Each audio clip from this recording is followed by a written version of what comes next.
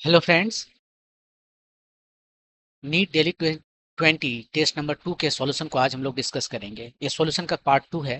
Part 1 में हम लोगों ने क्वेश्चन नंबर 1 से क्वेश्चन नंबर 10 को सॉल्व किया था। अब इसमें हम लोग क्वेश्चन नंबर 11 से आगे क्वेश्चन नंबर 20 को सॉल्व करेंगे। पहला क्वेश्चन है कैपेसिटर से। Capacitor of capacitance C is fully charged and a battery of EMF V with a battery of EMF V। तो देखिए ये आपका जो बैटरी है, कैपेसिटर है, एक बैटरी लगा दिया और ये फुली चार्ज हो गया है। इसका कैपेसिटेंस C है और बैटरी भी है। तो इस पर जो चार्ज आया शुरू में वो कितना आया? शुरू में नहीं, मतलब कि जब पूरी तरह से चार्ज हो गया है तो इतना चार्ज इस पर आ गया। इसके बाद क्या किया, इसने इसको डिस्चार्ज कर दिया। It is then discharge through a resistance R।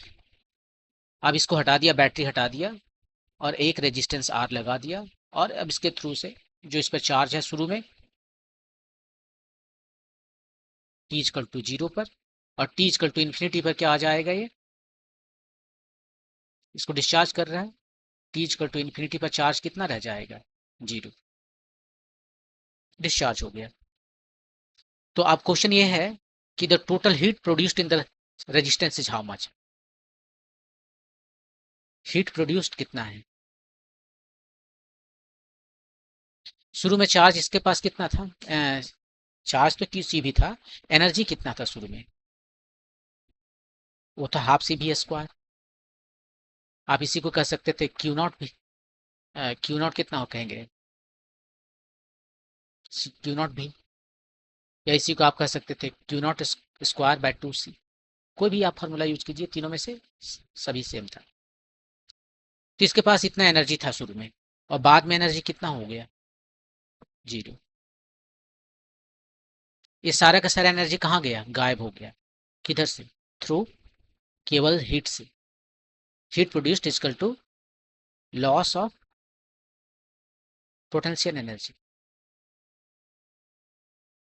ऐसा नहीं है कि जो हाफ सी भी स्क्वायर था, आधा इसका जो हीट प्रोड्यूस्ड होगा और आधा साउंड प्रोड्यूस्ड होगा या आधा लाइट प्रोड्यूस्ड होगा।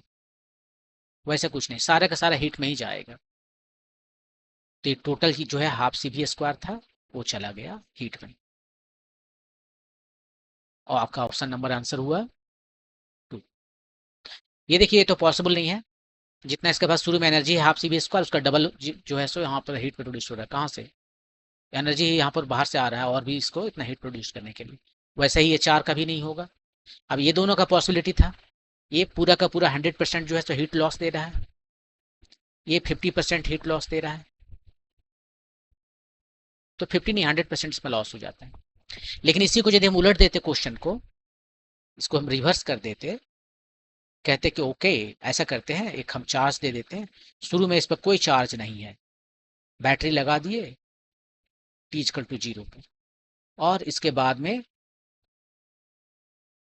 ये भी है, ये जो है सो पूरी तरह से चार्ज हो गया, फुली चार्ज। कितना टाइम लेगा फुली चार्ज होने में?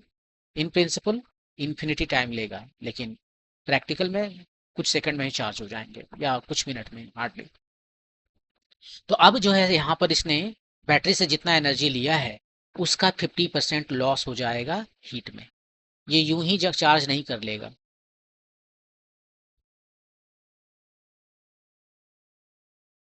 आप बोलोगे कहाँ इसमें चार्ज हीट लॉस हो रहा है? रेजिस्टेंस ही नहीं है। रेजिस्टेंस नहीं है तो ये शॉर्ट सर्किट हो जाएगा, ये ब्लूम से आवाज करके फूट जाएगा। तो रेजिस्टेंस इसके पास है, जो मैंने यहाँ दिखाया नहीं एक्सप्लिसिटली। यहाँ पर रेजिस्टेंस है। कैपेसिटर का अपना भी रेजिस्टेंस होता है, और नहीं तो आप साथ में एक रेजिस्टेंस लगाइए। और नहीं तो यदि मान लीजिए इसका रेजिस्टेंस कुछ भी नहीं है और बैटरी से डायरेक्ट लगा देंगे तो ब्लूम उड़ जाएगा, बहुत ज़्यादा करंट इसमें से जाएगा और वो सब इसको डैमेज कर देगा। तो ये जो 50% आपको नजर आ रहा है, ये कब लॉस होता है? चार्जिंग के समय। ये डिस्चार्जिंग के समय में टोटल 100% लॉस होता है हीट में। ओके, मूव करते हैं नेक्स्ट क्वेश्चन पे। ये स्फेरिकल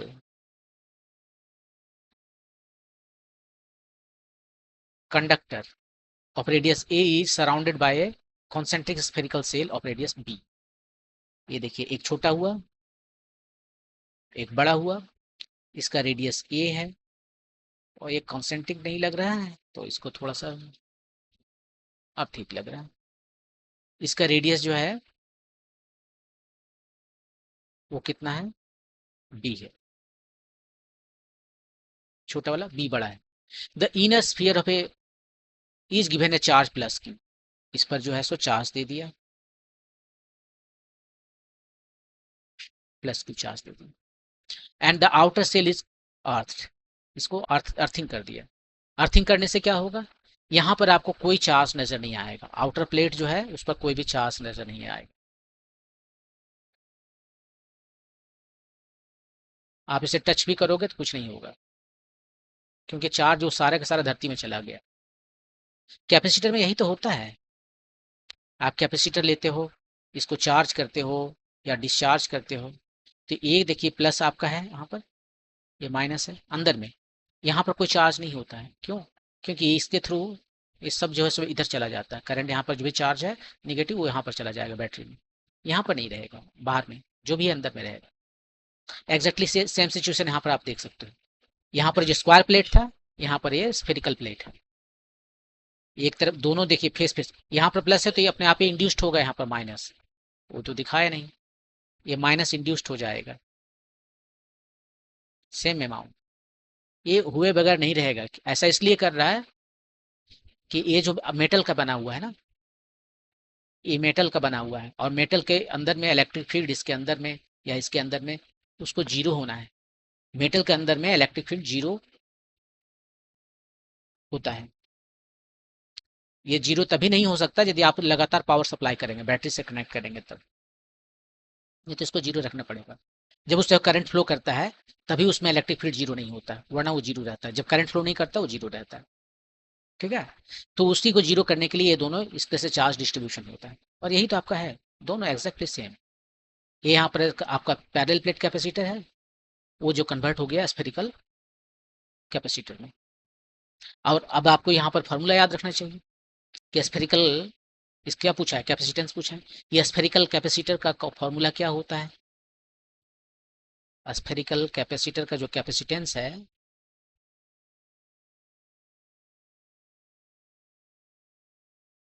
उसका जो फॉर्मूला होता है वो होता है 4πε0 टाइम्स 1/, छोटा वाला माइनस 1/, बड़ा वाला, या फिर इसी को आप ऐसे कर सकते हो b - a divided by a b, same है दोनों। ये फार्मूला आपको याद रखना पड़ेगा, और यही आपका आंसर हो गया, ऑप्शन नंबर 2। यदि ये फार्मूला याद नहीं है तो आपको इसे डिराइव करना पड़ेगा। तो इसको डिराइव कैसे करेंगे, हम थोड़ा सा हिंट दे देते हैं डेरिवेशन का। ये छोटा अंदर में है, ये बड़ा अंदर में। हम सबसे पहले यहाँ पर चार्ज है प्लस की, यहाँ पर चार्ज है माइनस की, ठीक है। अब ये दोनों चार्जेस की वजह से जो है आप यहाँ पर एक गॉसियन सरफेस ले लीजिए, ये सभी सारे स्फीयर है, इसको सर्किल नहीं समझिएगा। तो ये जो है सो गॉसियन स्फीयर है, गॉसियन सरफेस कहते हैं, ठीक है। और यहाँ पर हम जो है सो गॉस लॉ लगाते हैं, यहाँ पर जो इलेक्ट्रिक फील्ड है कितना है, हर जगह जो भी है सिमेट्रिक है, वैल्यू हमें नहीं पता, निकाल रहे हैं। उसका जो फ्लक्स लेते हैं इलेक्ट्रिक फील्ड का वो कितना होता है, charge inside by epsilon not, यहाँ से आपको चार्ज आ जाएगा 1/4πε0 Q/r²। अब ये जो इलेक्ट्रिक फील्ड है वो कांस्टेंट नहीं है, वो r का डिस्टेंस, यहाँ से r, ये जो हमारा रेडियस है वो लिया हुआ है, r बढ़ेगा इलेक्ट्रिक फील्ड घटेगा, तो ये जो है सो कांस्टेंट नहीं है, ये वेरी कर रहा है एज 1/r²। अब इसका यदि मुझे कैपेसिटेंस चाहिए तो कैसे, कौन सा फार्मूला लगाएंगे, हमारे पास एक ही रामबाण है, Q = CV। कैपेसिटर के प्लेट पर चार्ज यदि Q है, Q और -Q, तो इसका वैल्यू कितना होगा इस चार्ज का, C कैपेसिटेंस टाइम जो वोल्टेज इसके अक्रॉस में है, ये दोनों के पॉइंट के बीच में जो वोल्टेज है। तो कैपेसिटेंस हमें चाहिए, चार्ज यहाँ हमें पता है, हमें इससे केवल वोल्टेज पता करना पड़ेगा। तो पोटेंशियल डिफरेंस हम पता करते हैं ये ए और ये बी के बीच में इलेक्ट्रिक फील्ड हमें पता है। अब वो इलेक्ट्रिक फील्ड वेरिएबल है, कांस्टेंट नहीं है। कांस्टेंट रहता तो सीधे हम ई टाइम्स आर कह देते, आर मतलब यहाँ से यहाँ तक का डिस्टेंस, लेकिन ये वेरिएबल है तो हम इसको ऐसे लिखेंगे ई डॉट टी आर, और इसे वेरी कीजिए ए से लेके बी तक, तो आपको पोटेंशियल आ जाएगा, पोटेंशियल डिफरेंस आ जाएगा, और जो भी आए इसमें उसको सब्स्टिट्यूट कीजिए तो आपको सी का वैल्यू यहाँ से पता चल जाएगा। ये वही आएगा, हम इसको अभी आपके लिए बताने वाले नहीं है। मूव करते हैं next question, question number 13। 4 charges plus q minus q plus q minus q are placed at the corners of a square of side A in order। ये आपका स्क्वायर है, यहाँ पर है प्लस क्यू, उसके बाद में है माइनस क्यू, उसके बाद में है प्लस क्यू, उसके बाद में है minus Q. The electric field at the centre of the square, centre कहाँ होता है स्क्वायर में? जहां पर उसका दोनों डायगोनल मीट करता है, जहां इंटरसेक्ट करता है, यही है उसका सेंटर। और यहाँ से डिस्टेंस कितना हो जाएगा ये यदि इसका डिस्टेंस साइड जो है ए है स्क्वायर का, तो ये डायमीटर जो है डायगोनल का साइड होगा √2a और उसका हाफ। सो हम यहाँ पर इसके बदले लिख देते हैं a by square root over 2, a by square root over 2, a by square root over 2, a by square root over 2 a, सब सेम है। और यहाँ पर इलेक्ट्रिक फील्ड कितना होगा ये आपको बताना है। तो देखिए ए क्या कर रहा है, यहाँ पे इलेक्ट्रिक फील्ड का डायरेक्शन क्या होगा, इसके वजह से इधर होगा, इसके वजह से इधर होगा। डिस्टेंस दोनों का सेम है, चार्ज दोनों का सेम है, तो जितना इलेक्ट्रिक फील्ड ये माइनस क्यू लगाएगा यहाँ ऊपर, उतना ही इलेक्ट्रिक फील्ड ये माइनस क्यू लगाएगा ऊपर ऑपोजिट डायरेक्शन में। दोनों एक दूसरे को न्यूट्रलाइज कर दी। ये दोनों को देखिए, ये प्लस है तो एक इधर लगाएगा इलेक्ट्रिक फील्ड इधर, ये किधर लगाएगा इधर। दोनों के बीच का जो डिस्टेंस है, बीच का नहीं, दोनों के लिए जो डिस्टेंस है वो से सेम है, चार्ज का वैल्यू भी सेम है, तो मैग्नीट्यूड भी सेम होगा, डायरेक्शन अपोजिट है, तो ये दोनों भी एक दूसरे को न्यूट्रलाइज कर लिए, तो सब मिला के जो आपको मिला इलेक्ट्रिक फील्ड वो 0 मिला। आपका आंसर 4। यहाँ इतना कैलकुलेट करने की जरूरत नहीं है, यदि आप कैलकुलेट करना चाहते हो तो टाइम बर्बाद कर रहे हो। मैं आपको फिर भी दिखा देता हूँ कि यदि आप कैलकुलेट करते तो क्या करते। कोई कॉन्स्टेंट लेते, यहाँ पर इसकी वजह से इलेक्ट्रिक फील्ड कितना है Q बाय ये जो डिस्टेंस है, कुछ मान लीजिए डिस्टेंस है R स्क्वायर, इसकी वजह से जो है, ठीक है, तो फिर आप कैसे करोगे, इसका मतलब है कि इसका डायरेक्शन इधर आ गया तो इसको रिजॉल्व करना पड़ेगा ना, तो रिजॉल्व कर लेते हैं। Q की वजह से ये इधर है, इसको रिजॉल्व करते हैं। हमें पता है 90 डिग्री पर है तो 45 पर रहेगा, ठीक है। तो हम यहाँ पर x और y ले लेते हैं, तो x कंपोनेंट होगा इसका cos 45 और y कंपोनेंट होगा sin 45। ये पहला की वजह से हुआ, दूसरा की वजह से ये वाला माइनस क्यू है,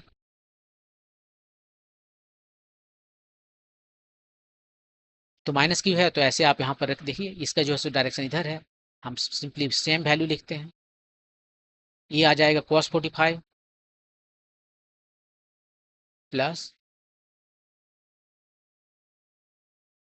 Q by R square sine 45, exactly same आया पर इसके वजह से। बाकी दो ठो और है, इसके वजह से उधर गया है, तो आप देख सकते हो Q बाय R स्क्वायर, ये वाला F45 लेना है लेफ्ट साइड में तो माइनस करना पड़ेगा, माइनस कॉस 45 डिग्री, और ऊपर जा रहा प्लस करना पड़ेगा साइन 45 डिग्री। नेक्स्ट, हाँ एक तो यहाँ पर ये माइनस में होगा, प्लस में नहीं रहेगा ना, ये देखिए डायरेक्शन देखते जाइए, माइनस में होगा ये, इसके वजह से x में प्लस y में माइनस, इसके वजह से ये आया था ना, इसकी वजह से दोनों माइनस में है। मैं कैसे कैसे चल रहा हूँ, पहले इसके वजह से चल रहा हूँ, ये हमारा 1 है, ये हमारा 2 है, ये हमारा 3 है, ये हमारा 4। तो ये हमारा 1 है, 1 की वजह से एक्स प्लस में वाई माइनस में, ठीक है। 2 की वजह से दोनों माइनस में, दोनों माइनस में,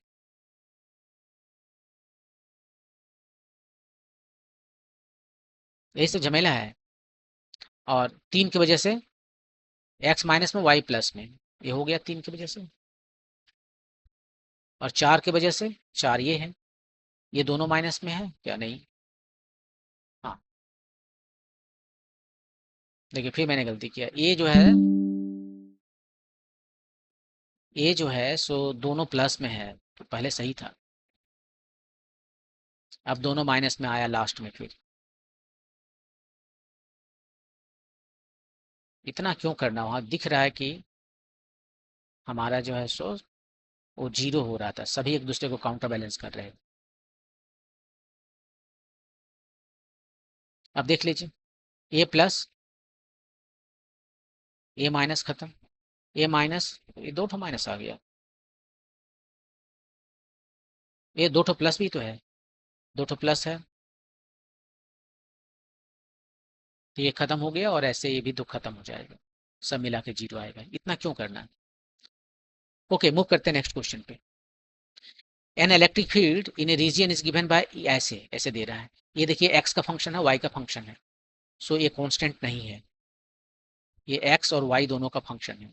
the potential difference between the origin O and a point 1 metre 2 metre, ये मान लीजिए हमारा एक्स एक्सिस है, ये वाई एक्सिस है, ये ओरिजिन है 0 0, और ये पॉइंट कहीं पर है, एक पॉइंट ए है जो आपका 1 मीटर और 2 मीटर है।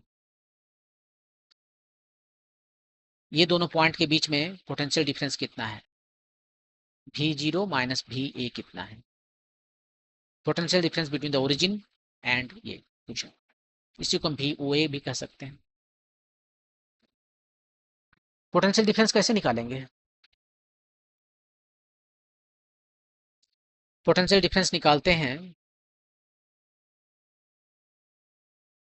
हम, इलेक्ट्रिक फील्ड जो है जितना वर्क डन करता है वो यूनिट चार्ज, उसका हम माइनस ले लेते हैं, जाते हैं starting point two final point, यही आपका है। यहाँ इंटीग्रेशन आया आपका, और यहाँ इंटीग्रेशन करना पड़ेगा क्योंकि ये आपका वेरिएबल है, कांस्टेंट नहीं है कि इंटीग्रेशन हट जाएगा। तो आप इसे रखिए, इलेक्ट्रिक फील्ड कितना है, 3x² I प्लस 2yj, और ये dr कितना होगा, ये dr जो है ये कितना हो जाएगा, ये हो जाएगा आपका dx, ये हो जाएगा dy, तो आप इसको सिंपली कर सकते हो dx I plus dy j। तो और जाना कहाँ से कहाँ पर है, ओ से लेकर ए तक, माइनस। अब देखिए आई डॉट आई सर्वाइव करता है, डॉट प्रोडक्ट में आई डॉट आई सर्वाइव करता है, वैसे ही जे डॉट जे ये भी सर्वाइव करता है, के डॉट के ये भी सर्वाइव करता है। क्या सर्वाइव नहीं करता है, क्रॉस प्रोडक्ट, क्रॉस प्रोडक्ट मतलब कि आई डॉट जे ये सर्वाइव नहीं करता है, मैंने क्रॉस टर्म सर्वाइव नहीं करता है, जे डॉट के ये सर्वाइव नहीं करता, के डॉट आई ये सर्वाइव नहीं करता, ये सर्वाइव करता है। तो यहाँ पर ये दोनों सर्वाइव करता है, तो इसको लिखते हैं 3x² dx, क्रॉस एलिमेंट को हटा देते हैं, और दूसरा इधर सर्वाइव किया है 2y dy, अब स्केलर बन गया, ओ से ए तक जाना है, इंटीग्रेट कीजिए, 3x² को इंटीग्रेट करेंगे तो आएगा x³ 3, और ये 3 यहाँ पर, 2y को इंटीग्रेट कीजिए तो ये आएगा 2y²/2, ये आपका value point O point A, आपके पास क्या आया है, x³ प्लस y², ओ पर कितना है x और y के वैल्यू, x का वैल्यू है 0 0, y पर वैल्यू था 3 4 या 4 3, 1 2 है, 4 3 भी नहीं है, 1 2 है,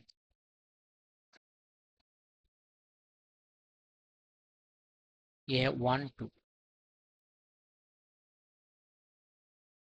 तो पहले इसका वैल्यू रखते हैं, x का वैल्यू 1, y का वैल्यू 2, पहले x का वैल्यू 1, y का वैल्यू 2, उसके बाद में दोनों का वैल्यू 0, वो तो 0 हो गया, तो कितना आ गया -5 इतना वोल्ट आ जाएगा। ये आपका पोटेंशियल डिफरेंस है, -5 वोल्ट। कौन सा ऑप्शन सही है? ऑप्शन नंबर 3,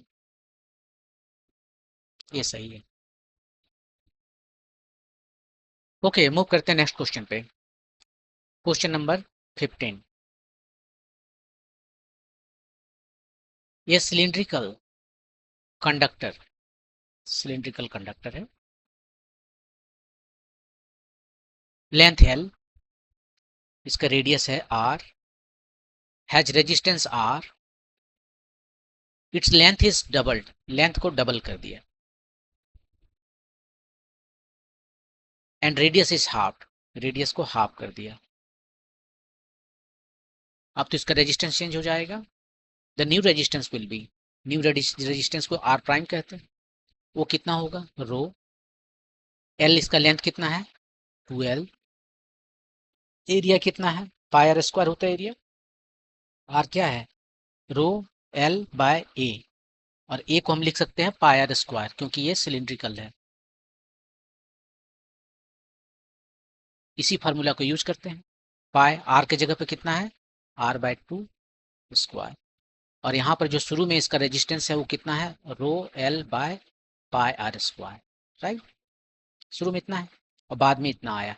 इसको सिंप्लीफाई कीजिए, ये 2 दूनी 4 ऊपर चला गया, 4 × 2 8 यहाँ पर आ गया, और rho L by pi r square. ये वाला देखिए एग्जैक्टली सेम है, तो कितना टाइम ज़्यादा हो गया? 8 टाइम्स ज़्यादा हो गया। नया जो रेजिस्टेंस है वो 8 टाइम ज़्यादा हो गया, जब आपने उसका लेंथ को डबल कर दिया और रेडियस को हाफ कर दिया। तो आपका आंसर हो गया 4, 8 यार। ओके, मूव करते हैं नेक्स्ट क्वेश्चन पे। Question number 16। In a region the electric potential is given by Vx/y/g 6x - 8xy plus -8y plus 6yg, ऐसे करके दिया हुआ है। xyg 6x - 8xy -8y plus 6yg. The magnitude of the electric force experienced by the charge 2 coulomb, charge जो है कितना है? 2 coulomb, अच्छा खासा बड़ा सा चार्ज है। एट पॉइंट 111, पॉइंट जो है सो 111 पर जो है, पी पॉइंट पर कितना उसका वैल्यू है इलेक्ट्रिक फील्ड का, वो बताना है। To the one significant digit, one significant digit तक आपको बताना है। तो देखिए, यदि आपको पता है ना इलेक्ट्रिक फील्ड और पोटेंशियल के बीच में क्या रिलेशन है? ये रिलेशन है। एक्चुअली यहाँ पर आर होगा, यहाँ पर यदि वेक्टर लिखना हो तो ये ऐसे दिखाते हैं। अब यहाँ पर देखिए वेलोसिटी ये आर के टर्म में है। यदि एक हम केवल डायमेंशन की बात करें, एक्स एक्सिस के डायमेंशन की बात करें, तो क्या हो जाएगा? यहाँ पर एक्स हो जाएगा। तो ये जो आपको इलेक्ट्रिक फील्ड मिला, किधर मिला? Along x axis. आपने जो डिफ्रेंशिएट किया है, जो चेंज किया है पोटेंशियल में, वो एलोंग एक्स एक्सिस चेंज किया थोड़ा सा, तो जो भी चेंज आया है वो आपको है electric field along x axis. ऐसे ही आप कह सकते हो electric field along y axis. आपकी डिफ्रेंशिएशन एक्स के रेस्पेक्ट में ना होगा, वाई के रेस्पेक्ट में होगा। और जेड के लिए भी आप कह सकते हो electric field along Z axis, differentiation जो है वो जेड के डायरेक्शन में होगा। अब इसको निकाल लेते हैं, तो हमारे आपके पास 3 इलेक्ट्रिक फील्ड होंगे, और 3 इलेक्ट्रिक फील्ड आपको पता है, तो जो नेट इलेक्ट्रिक फील्ड होगा वो क्या हो जाएगा? एक्स वाई जी तीनों म्यूचुअली परपेंडिकुलर है, तो पाइथागोरस थ्योरम से, या फिर आप जो भी मैग्नीट्यूड निकालते हो ऐसे निकाल सकते हो। तो ठीक है, वैल्यू निकालते हैं पहले। इसको डिफ्रेंशिएट करते हैं एक्स के रेस्पेक्ट में, डिफ्रेंशिएट करने जा रहे हैं, लेकिन जब वाई और जी मिलेगा तो उसको कांस्टेंट मानेंगे। इसके समय केवल एक्स ही हमारा वेरिएबल है, तो इस केस में हम इसको ऐसे नहीं लिखते, मैथमेटिशियन गुस्सा हो जाएंगे। हाँ, इसका फुल लिखने का मतलब है कि टोटल डिफ्रेंशिएशन किए जा रहे हैं। हम अब टोटल डिफ्रेंशिएशन नहीं कर रहे हैं, आधा कर रहे हैं, पार्शियल, तो इस वहां पर डेल्टा लिखेंगे, जस्ट मैथमेटिशियन का रैथ से बचने के लिए। ठीक है, तो ये कितना आ जाएगा, एक्स के रेस्पेक्ट में डिफ्रेंशिएट कीजिए, ये 6 हो गया, ये -8y हो गया, एक्स के रेस्पेक्ट में डिफ्रेंशिएशन किया, एक्स खत्म हो गया, ये एज कांस्टेंट है इसके लिए 0 हो गया, और ए वाई जी यहाँ भी एक्स नहीं है, ये भी 0 हो गया। तो 111 पॉइंट पर जो है उसका वैल्यू कितना हुआ, सब जो 1 1 पॉइंट पर निकाल लेंगे, एक्स का वैल्यू जो 1 रखेंगे, वाई का 1 और जी का भी 1 रखेंगे, तो 6 - 8 ये -2 आया। यहाँ पर देखते हैं y के रेस्पेक्ट में डिफ्रेंशिएट करते हैं, ये x कांस्टेंट है तो 0 हो गया।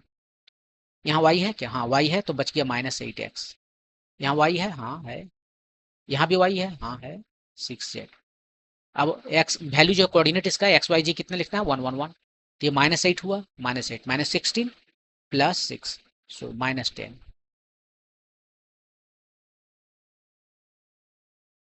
लास्ट वाला g के रेस्पेक्ट में डिफ्रेंशिएट कीजिए, यहाँ g नहीं है, खत्म, यहाँ पर g नहीं है, खत्म, यहाँ भी g नहीं है, खत्म, यहाँ पर g है, तो 6y आया, और y के वैल्यू 1 रखिए, 6 आया।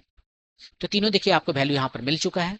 अब यहाँ से आप इस इलेक्ट्रिक फील्ड निकाल सकते हो, ये -2 का स्क्वायर 4, ये -10 का स्क्वायर 100, और ये 6 का स्क्वायर 36, कितना आया 140। इतना न्यूटन पर कूलम आपको वैल्यू आया। अब इसको जो आपको बताना है, इसको थोड़ा सा सिंप्लीफाई कीजिए और बताइए इसका कितना आएगा वैल्यू। 140 किसके करीबन आ रहा है, नहीं ये तो इलेक्ट्रिक फील्ड है, ठीक है ना, ये तो इलेक्ट्रिक फील्ड है, आपसे फोर्स पूछा गया है, इलेक्ट्रिक फील्ड नहीं पूछा गया है। किधर पूछा है, फोर्स, इस चार्ज पर 2 कूलम चार्ज पर, तो फोर्स कितना होगा, फोर्स होता है Q टाइम्स E। Q कितना है, 2 कूलम है, और इलेक्ट्रिक फील्ड कितना है अभी निकाले हैं, स्क्वायर रूट ओवर 140। तो ये ऑलमोस्ट 11 है ना, ये ऑलमोस्ट 11 है, ये 11 नहीं, 11 तो 120 होता है, 141 तो कुछ भी नहीं होता है। तो यहाँ पर हम इसको ऐसे कर सकते हैं, 35 टाइम्स 4, तो ये 2 बाहर चला गया, 4 times square root over 35।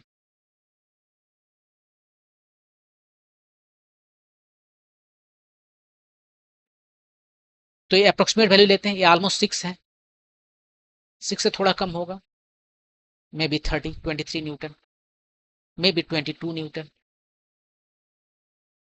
May be 21 Newton, लेकिन 24 से नीचे ही होगा, और इतना ही के करीबन होगा। आपसे जो आंसर पूछा गया है वो अप्रोक्सीमेट आंसर पूछा गया है, 1 सिग्निफिकेंट डिजिट तक पूछा गया है।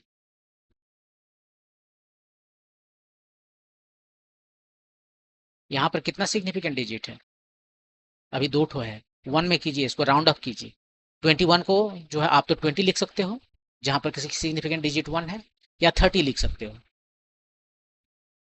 ठीक है। यहाँ पर भी सिग्निफिकेंट डिजिट 1 है, सिग्निफिकेंट डिजिट 1 है। अब ये दोनों में से कौन किसके क्लोज है, ये राउंड अप करेंगे तो ये चलेगा, ये तो गलत हो जाएगा, तो यही आपका आंसर है, 20 Newton, option number 2। Okay, move करते हैं नेक्स्ट क्वेश्चन पे।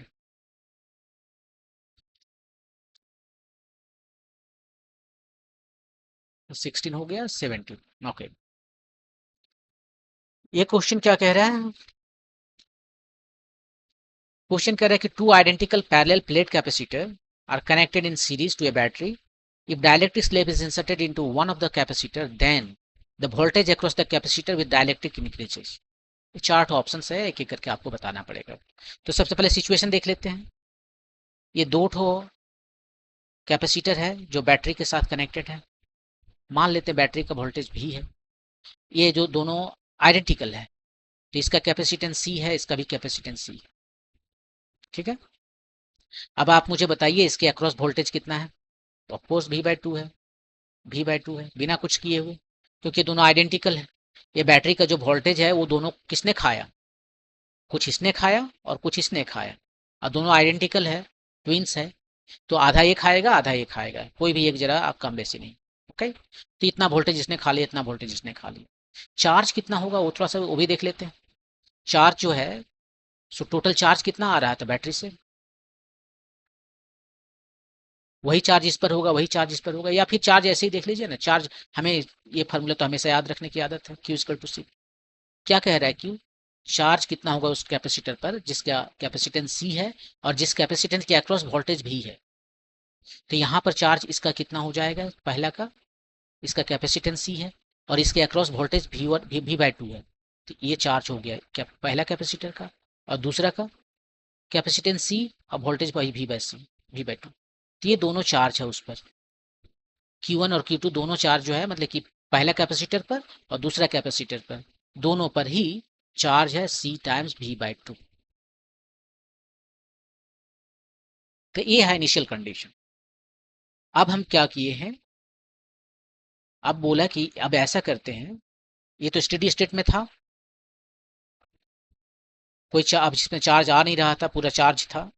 अब हमने जो है किसी एक में एक डाइलेक्ट्रिक डाल दिया केक। अब बताइए इसका कैपेसिटेंस कितना था, C/2 था, अब भी है C/2 क्योंकि इसको कोई चेंज नहीं किया गया। इसका कैपेसिटेंस चेंज हो गया, इसको C2 कह रहे हैं। C1 का कैपेसिटेंस कितना था शुरू में, C/2। देखिए यहाँ पर C1 equal to C/2, C2 equal to C। अब ये C/2 में क्यों लिख रहा हूँ, C कैपेसिटेंस, ये जब हम डायलेक्ट्रिक डाले हैं तो बढ़ जाता है ना, उतना टाइम बढ़ जाता है। अब इसका कैपेसिटेंस हो गया C टाइम्स के, अब वोल्टेज जो है सो भी है, ये कांस्टेंट वोल्टेज बैटरी है, सप्लाई है।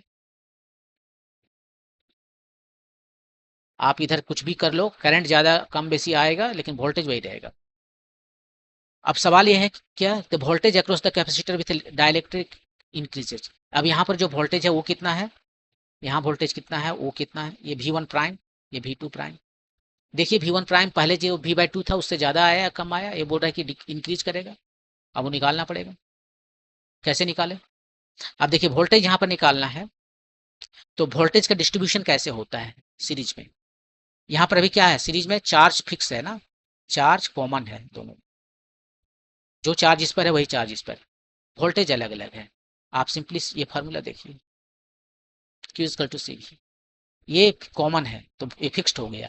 C कैसे, V कैसे जाएगा, V is inversely proportional to 1/C।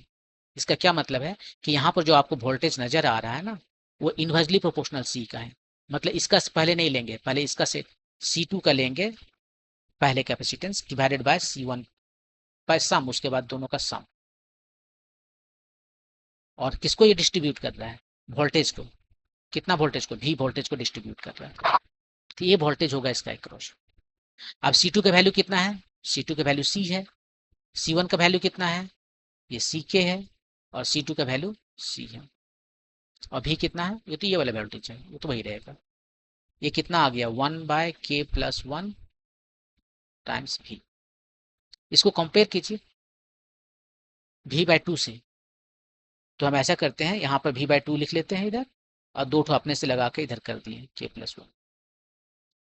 अब इसको देख के बताइए कि ये V1 प्राइम जो है वो V2 से बड़ा है या कम है। ये बोला कि डिक्रीज करता है, नहीं इंक्रीज करता है, क्वेश्चन में है। ये क्या इंक्रीज कर रहा है या डिक्रीज कर रहा है, आप यहां से देख के बताइए। अब 2/K+1 जो है, इसका वैल्यू देखिए कैसे घटेगा या बढ़ेगा, K को जैसे जैसे बढ़ाएंगे इसका वैल्यू घटेगा, राइट। तो सबसे ज्यादा बड़ा वैल्यू इसका कब होगा, जब K मिनिमम है, और K मिनिमम कितना होगा, 1 होगा। K का वैल्यू 1 से कम नहीं हो सकता, तो इसका मिनिमम वैल्यू जो है वो है 1, 1 रख दीजिए, 2, ये 1 आ गया, नीचे हो गया 2 और ऊपर भी 2, 1 आ गया। और मैक्सिमम वैल्यू कब होगा, ये तो मैक्सिमम वैल्यू हो गया ना, और मिनिमम वैल्यू होगा जब K को बहुत बड़ा वैल्यू रख देंगे, इन्फिनिटी रख देते, तो ये 0 हो गया।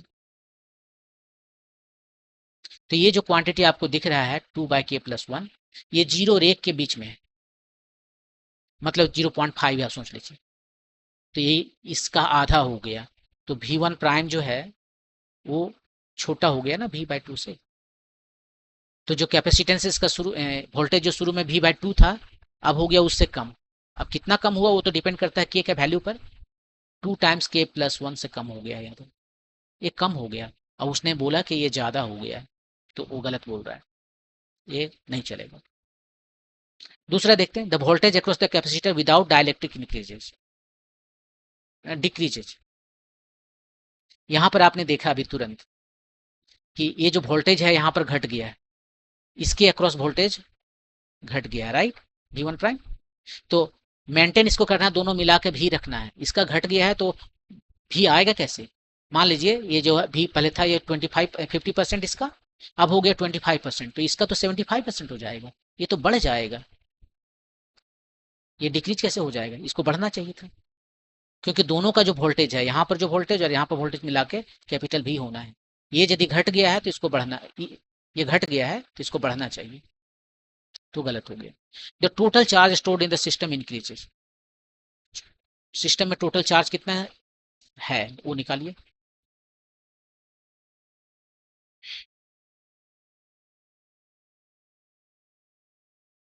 तो टोटल चार्ज कैसे निकालें? या तो आप यहाँ से इसके ऊपर जो चार्ज है वो निकालिए, वही चार्ज यहाँ पर रहना है, ठीक है, या फिर ये दोनों का इक्विवेलेंट कैपेसिटेंस निकाल के आप निकालिए। उतना मैं क्यों करने जाऊँ, मुझे यहाँ पर पता है कि इसका वोल्टेज कितना है, देखिए अभी भी निकाला है हमने वोल्टेज कितना है, तो वोल्टेज से हमें तुरंत चार्ज पता चल जाएगा, वही चार्ज यहाँ रहना पड़ेगा क्योंकि ये सीरीज में है। तो जो वोल्टेज है Q1 प्राइम अभी वो जो है सो कितना हो गया, V1 प्राइम टाइम्स C1, और V1 प्राइम कितना हो गया 2/k+1 टाइम्स V/2 यहाँ से। और C1 कितना है, ये C1 जो है सो C का k टाइम्स हो गया, C1 का k टाइम्स हो गया, ठीक है। तो क्या आया आपके पास, आपके पास आया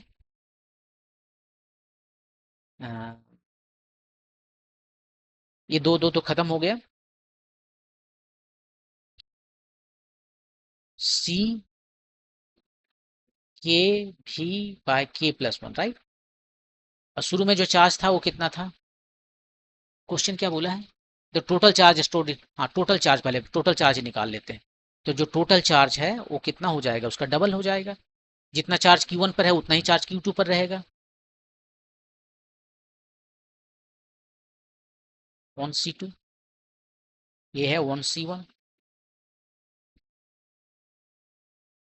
तो टोटल कितना आ गया 2k/k+1 CV। और शुरू में चार्ज कितना था, ये दोनों को मिला के जो चार्ज था CV टाइम्स/2 इस पर था, CV/2 इस पर था, दोनों मिला के CV। Q1 टोटल था CV, तो CV को इधर रखे हुए हैं। अब यहाँ पर एक क्वांटिटी आया, अब इसको देख के बताइए ए वाला क्वांटिटी एक से ज्यादा है या कम है। यदि एक से ज्यादा है तो टोटल चार्ज बढ़ गया, ये आपका पुराना वाला है, शुरू में जो है सो टोटल चार्ज है वो है। तो इसको आप देखिए, ये जो 2k/k+1 है, इसको आप लिख सकते हो 2/1, k को नीचे ले गए 1/1 प्लस के, और इसका जो वैल्यू है वो सबसे कम कब होगा, जब डिनोमिनेटर सबसे ज्यादा बड़ा होगा। और डिनोमिनेटर सबसे ज्यादा बड़ा कब होगा, ये k जब सबसे छोटा होगा 1 होगा, तब ये 1 1 2 हो गया, तो 1 आ गया, तो सबसे छोटा वैल्यू इसका 1 आया। और सबसे बड़ा वैल्यू k का वैल्यू इन्फिनिटी रख देंगे, तो ये हो गया 0, 2/1। तो ये जो नंबर आपको दिख रहा है 2k/k+1, ये 1 और 2 के बीच में है, ठीक है, 1 और 2 के बीच में है, तो 1 से तो बड़ा हो गया, तो इसका मतलब ये जो टोटल नंबर है यहाँ पर, ये टोटल वो इससे बढ़ गया है, शुरू में जो चार्ज था उससे बढ़ गया।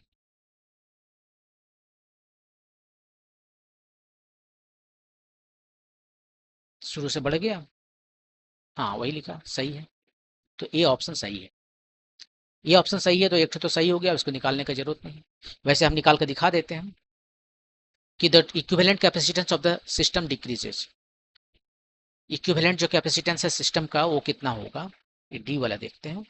सी इक्विवेलेंट जो है बाद में कितना होगा, दो ठो सिस्टम, दो ठो यहाँ पर कैपेसिटेंस जो है सो सीरीज में है ना, C1 C2, और ये जब सीरीज में रहता है तो उसका प्रोडक्ट लेते हैं और उसको फिर सम से डिवाइड कर देते हैं। C1 जो है सो कितना है देख लीजिए यहाँ पर आके, K टाइम C है और C2 जस्ट C है, तो उसको वैल्यू यहाँ पर रखिए, K time C just C, ये आया K प्लस 1 C, एक तो C चला गया और ये आपका आया K by K plus 1 times C। शुरू में जो इक्विवेलेंट कितना था पता है, ए बाय 2 था, तो 2 हम ऊपर नीचे मल्टीप्लाई कर देते हैं, ये शुरू का इक्विवेलेंट कैपेसिटेंस था। अब यहाँ पर अभी भी निकालें कि 2K बाय K प्लस 1 जो है 1 से ज़्यादा और 2 से छोटा होता है, तो ये वाला क्वांटिटी जो है आपका C इक्विवेलेंट जो शुरू में था इक्विवेलेंट रेजिस्टेंस कैपेसिटेंस उससे बढ़ गया, और ये बोल रहा है कि घट गया, तो ये देखिए ऑप्शन गलत हो गया। तो ये लंबा थोड़ा कैलकुलेशन हो गया और इस तरह से आपको इसे बनाना पड़ेगा। ओके, मूव करते हैं next question. A cell of electromotive force E and internal resistance R is connected to an external resistance capital R। ये देखिए हमारा सेल है, ये उसका इंटरनल रेजिस्टेंस है और इसको कनेक्ट कर दिया गया है एक एक्सटर्नल रेजिस्टेंस कैपिटल R से। ये आपका बैटरी है, ये स्मॉल r, ये कैपिटल R।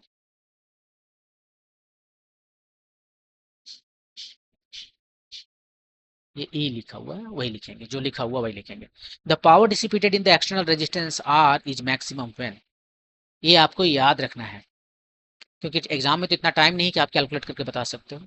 दो चीजें हैं देखिए, इस तरह से एक बैटरी जो है जिसका इंटरनल रेजिस्टेंस स्मॉल r है और ईएमएफ E है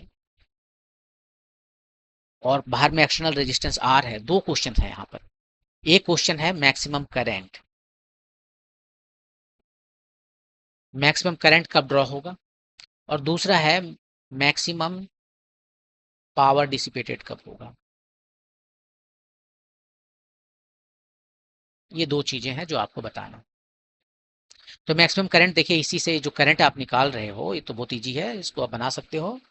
ये हो जाएगा E by R plus R, और R वेरिएबल है यहाँ पर, R जो है सो वेरी कर सकता है, स्मॉल r वेरी नहीं करेगा। तो ये I जो है सो मैक्सिमम कब होगा, जब बाहर वाला रेजिस्टेंस जितना कम हो जाए, ये जितना कम हो जाए ना, तो R जो है सो 0 कर दीजिए उसको, और तब जो है सो I मैक्सिमम आपको मिल जाएगा सिंपली E बाय R। तो मैक्सिमम करंट आपको कब मिलेगा, जब एक्सटर्नल रेजिस्टेंस 0 हो गया। और दूसरा यहाँ पर जो है, ये क्वेश्चन ये नहीं है, क्वेश्चन यहाँ पर ये है, यहाँ पर मैक्सिमम पावर कब आप डिसिपेट करेंगे, इससे ज़्यादा हीट यहाँ पर कब बनेगा, वो तब बनेगा जब ये एक्सटर्नल रेजिस्टेंस, इसको यदि लोड बोले, लोड रेजिस्टेंस इसका इंटरनल रेजिस्टेंस के बराबर हो जाएगा। ये आपको याद रखना है। तो किसी भी बैटरी से मैक्सिमम करंट कब ड्रॉ करते हैं, जब एक्सटर्नल रेजिस्टेंस 0 होता है, और किसी भी एक्सटर्नल रेजिस्टेंस में मैक्सिमम पावर कब डिसिपेट होता है, मैक्सिमम गर्मी कब उसमें आता है, जब इसका वैल्यू उसका इंटरनल रेजिस्टेंस के बराबर हो जाए। कैसे आता है ये आपको कैलकुलस में प्रूव करना पड़ेगा। देखिए पहले करंट निकालते हैं, ठीक है, करंट कितना हो गया, करंट हो गया E divided by R plus small r, और जो इसमें पावर डिसिपेट करेगा वो कितना होगा, I स्क्वायर R लिखेंगे। आप यहाँ पर ये पावर है, इसको आप यहाँ पर V स्क्वायर बाय R नहीं लिखिएगा, भी नहीं, भी लिख सकते हो लेकिन E स्क्वायर बाय R नहीं लिखिएगा, ये गलत है। आप बोलोगे क्यों, आप इसे चाहो तो V स्क्वायर लिख सकते हो। यहाँ पर जो जब आप फार्मूला लिखने चलते हो कि इसका V स्क्वायर बाय R वाला फार्मूला, तो एक V क्या होता है, V होता है वोल्टेज अक्रॉस R, इसके अक्रॉस वोल्टेज V नहीं है, E नहीं है, ये जो वोल्टेज है इसके अक्रॉस वो V है, कुछ दूसरा है, और V जो है वो E नहीं है। बैटरी के अक्रॉस जो वोल्टेज आपको नजर आ रहा है, अक्रॉस वोल्टेज भी वो भी डिफरेंट है, लेकिन ये बैटरी का ईएमएफ जो है सो वोल्टेज यहाँ पर नहीं है, उससे कम है, ठीक है। तो इसीलिए यहाँ पर हम ये फार्मूला नहीं लगा सकते। यदि ये फार्मूला लगाना है तो सबसे पहले हमें कैलकुलेट करना पड़ेगा कि ये भी कितना है in terms of E R capital R S. तो ज़्यादा लेंदी है तो उसको हम हटा देते हैं, इसको हटा देते हैं और हम ये फार्मूला लगा सकते हैं। करंट तो सब जगह सेम जा रहा है, सीरीज में है, और रेजिस्टेंस तो चेंज नहीं होगा। आई जो है कितना है, आई आई देखिए अभी निकाला हुआ है, E square by are plus R का स्क्वायर, ये स्क्वायर हो गया आर। अब ये जो है सो मैक्सिमम कब होगा, ये मैक्सिमम तब होगा जब DP by D R, R variable है यहाँ पर ना, आर वेरी कर सकता है, छोटा बड़ा ले सकते हैं, इंटरनल रेजिस्टेंस कुछ नहीं कर सकते। ये जब जीरो हो जाए और इसका सेकेंड डेरिवेटिव जब निगेटिव हो जाए, तो इसको तो जल्दी नहीं देखते हैं, जल्दी हम यही देखते हैं। आप इसको डीपी बाय डी आर देखिए निकाल कर, ये स्क्वायर कॉन्स्टेंट है। अब देखिए एक आर यहाँ है, एक आर यहाँ है, आप इसको डिफ्रेंशिएट कीजिए, इसको डिफ्रेंशिएट किए 1 आया, नीचे वाला छोड़ दिए, प्लस लिखे, आर को यहाँ रख लिए। अब इसको डिफ्रेंशिएट करेंगे, पावर जो है पहले -2 था वो लिखे और इसका पावर 1 बढ़ा दिए,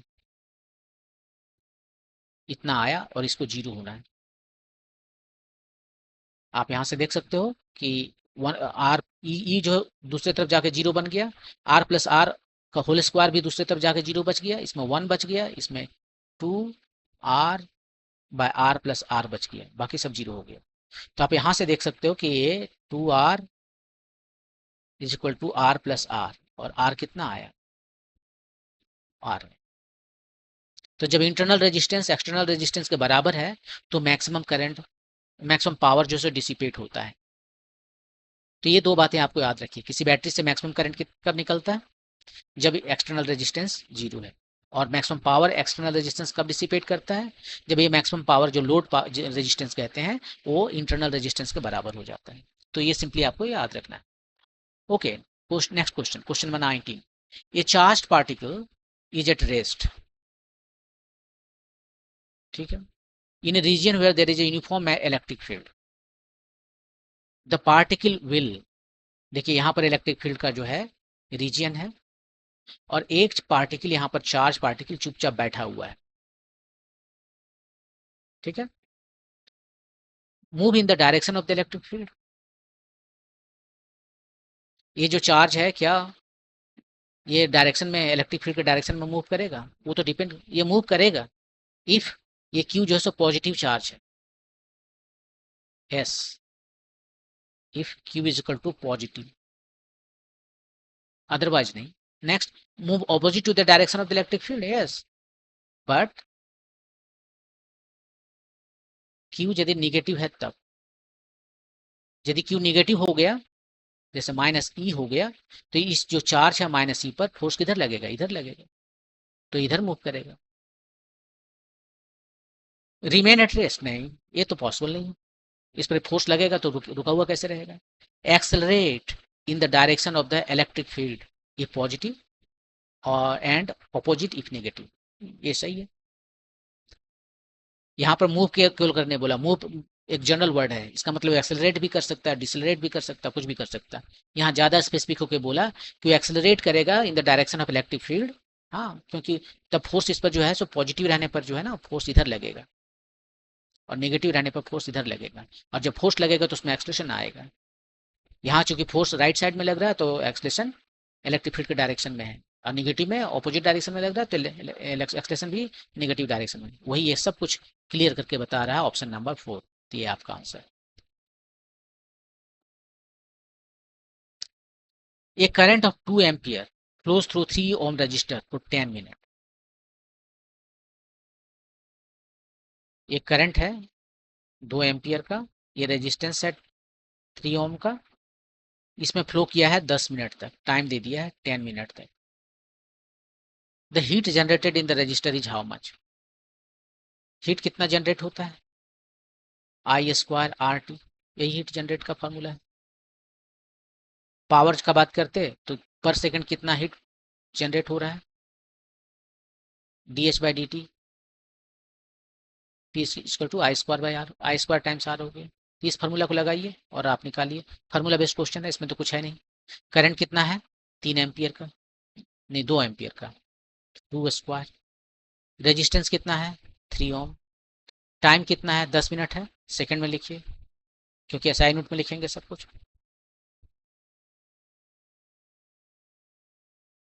इतना जूल आ गया, 7200 जूल, ऑप्शन नंबर 3। तो ये था क्वेश्चन नंबर 20, और ये लास्ट क्वेश्चन था इस पार्ट का। यदि कोई डाउट हो तो आप कमेंट सेक्शन में लिख सकते हैं। Thank you.